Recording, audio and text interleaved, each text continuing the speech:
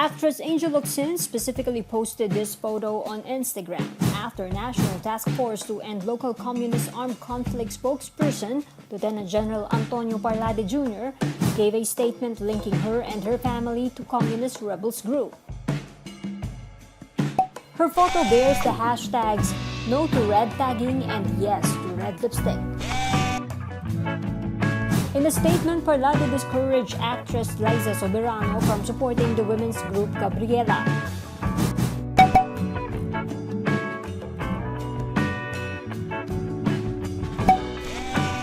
He made the same call to beauty queen Catriona, citing as example Locsin's sister Ella Colmenares.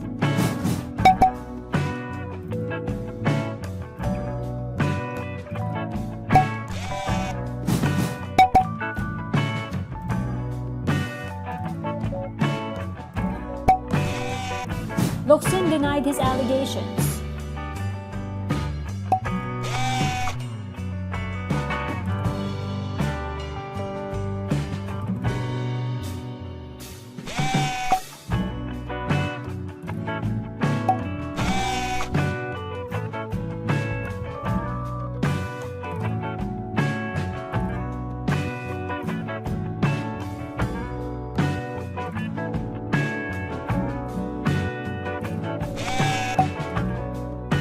She even posted on her IG stories the latest photo with her sister.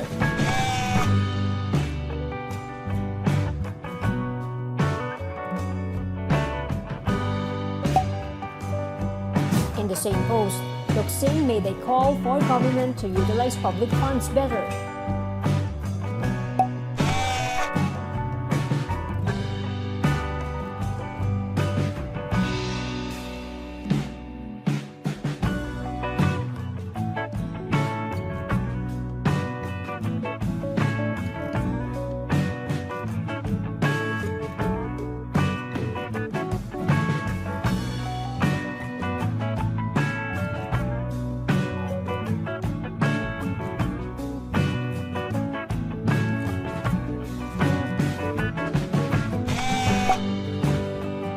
Locsin also asked the government to correct the mistake of red tagging.